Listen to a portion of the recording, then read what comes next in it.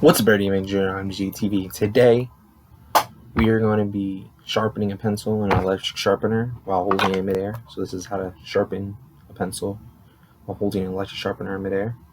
So right now, the pencil is pretty dull. It's not really sharpened at all.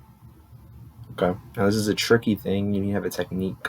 I say hold it. It's plugged in. Just hold it like this. I would say. You got like 3 fingers right here, and a finger holding like the bottom. Then you can have your thumb over here.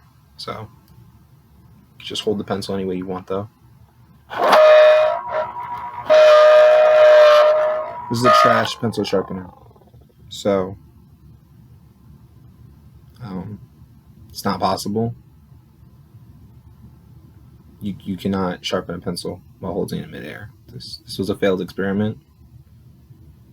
Like and subscribe for more clickbait.